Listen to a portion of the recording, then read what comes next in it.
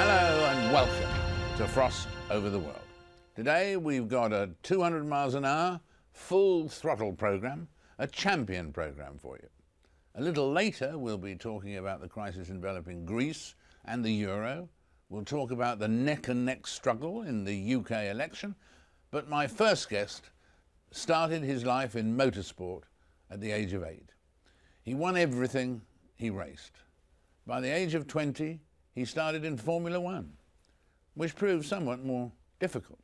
But then, almost 10 years later, aged just 29, he became, last year, the Formula One world champion. This year, he's once again leading the World Championship at the moment. He's none other, of course, than Jenson Button, and he's here right now. Jenson, welcome. Were you 8 when you first got the feeling that you'd like to drive? Was that when... 8 was when I was lucky enough to have a go-kart, yes. Right. My father bought me a go-kart for Christmas. I was still 7. And then I turned 8 in January the 19th. So I spent a lot of time hoping that I would get a go-kart. I loved motorsport. My father used to race, and I woke up in the morning and there was this yellow go-kart with a big bow on the front. So jumped straight in it and headed off down the road, which I'm sure isn't the correct thing to do, but it felt like it at the time, and that's how it all started. So. And your father obviously dipped into his back pocket a bit to finance you in those early days. He did, and he wasn't, he did okay for himself, but he wasn't able to throw money at the sport. It's it can be very expensive. So for the first few years that we were, in the junior formulas, he was able to pay our way, and then when I got to sort of 12, 13.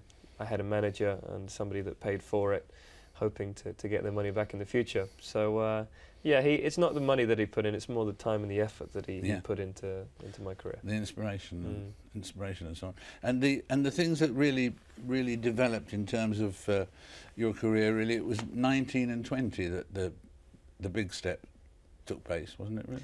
It was. I was 19. I first got to drive in a Formula One car back in... 99, and that was actually a McLaren, I remember, rightly around Silverstone. It's part of an award. And then after that, I got another test in a Formula One car, and then I got a call from Frank Williams, from Williams Grand Prix, asking me if I would like to come and test his car, which I originally thought was a joke. Yeah. I was with some friends, and we were just relaxing, having fun, and I got this call from Frank, and I was like, yeah. Whatever, Frank. And it was actually him, and that's how my career in Formula One started. And the fantastic thing about before the absolute explosion of the last year or two, after that moment, you had about 10, or nearly 10, quite tough years with winning one Grand Prix and so on. What was it that gave you the confidence, do you think, to carry on through that? Or did you sometimes get tempted to give it up and your father encouraged you on? Yeah. I mean, what kept you going those 10 tough years? Well, a few of them were very difficult. When you're in a car that's not competitive, or maybe you take your eye off the ball, which can happen in sport. And I did have some good years. I won my first race in 2006. We also had some cracking seasons in 2004. I had some great races against Michael Schumacher. And then 2009 came, where I had a car that I could actually, when I went into a race, I knew that I could fight for a victory. That was the first real time that I was able to get into a car and know I could fight for a victory. And I came away with the World Championship. So an exceptional season, but I think that the years leading up to that season were the years that really made me as a driver. Because you do have tough times, but it's about fighting through those tough times. Yeah. Sometimes you can't do it on your own. You need good people around you, which I do have. I'm very lucky in that respect. Other times you just got to get your head down and look at the reasons and try and improve in the areas you're weak. And when was the dread moment when you got the news that Honda were withdrawing? That was the end of 2008. Yeah. I just got back. That was the end of 2008. Yeah, exactly. And we're all excited about 2009. 2008 was not a great year, but we were working towards something great. And I got back off a flight where I was doing some fitness training, and I had a phone call from my manager telling me that Honda were pulling out. And just like that? Exactly, and it was such a shock to the system. You get that tingly feeling down your spine. It was a horrible feeling, just thinking this could be the end of my career in Formula One, and I haven't achieved what I want to. You know, I don't think I've achieved what I set out to do and what I can achieve in this sport. So again, you know, we pushed very hard for someone to buy the team, and we kept in contact with the team to see what was happening, which direction it was taking.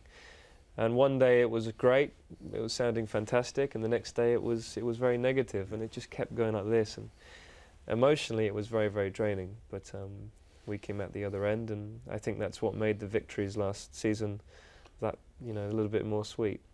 Must have done, must have done.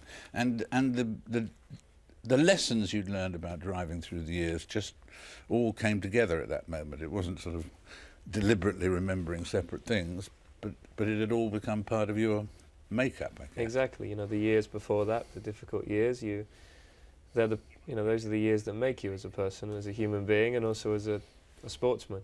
And I always knew that I had to be ready. I had to be ready for when I got into a car that was competitive. So every year I started the season hoping and sort of praying that that car was the one. And it took a few years, but we got there. And 2009 was a year that will always be there in my memory, and I think it will in Formula One, because within Formula One, because it was such an exceptional year for this team that went through such difficulties to eventually win the championship. And now the delightful challenge is people saying, top that. Yeah, and when you reach your goal, you think, what do I do now? You know, I've achieved what I set out to do 22 years ago, and it took me a little while to figure out, you know, to find direction and to understand where to go from there. And for me, I felt that I needed a new challenge, and that new challenge was to race with the Vodafone McLaren-Mercedes team and alongside Lewis Hamilton.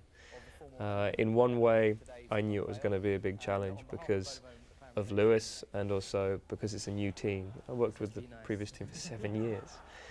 But also, on the positive side of things, it was exciting for me, you know, to race for a team that has so much history in this sport. Almost every year that McLaren races in Formula One, it is fighting for the World Championship. And that is exactly what I wanted after winning the championship the previous year. And I'm not at all surprised that the chemistry worked with you and Lewis. I mean, and that really is a remarkable duo, and that is, in fact, people think, oh, the two of them never get on, but there's every reason why you should, actually, because of your psyche and everything. Well, we have a lot in common. You know, we both started in go-karts. I've known Lewis for many years. My father used to actually tune his go-kart engines when he was sort of 8, 9 years old. I was 5 years older. So I remember watching him and thinking, that kid's good. You know, he's really standing out. And yeah, now he's my teammate, and we're both Formula One world champions. And it's so nice to say that. To be able to sit here now and say that, it does really fill you with confidence. And I also feel so much more relaxed now, not just as a driver, but as a person, and much more confident. Well, it's great to have you here saying that too, and that's very, very, very well expressed. We'll take a brief break there, and we'll come rushing back in just a moment.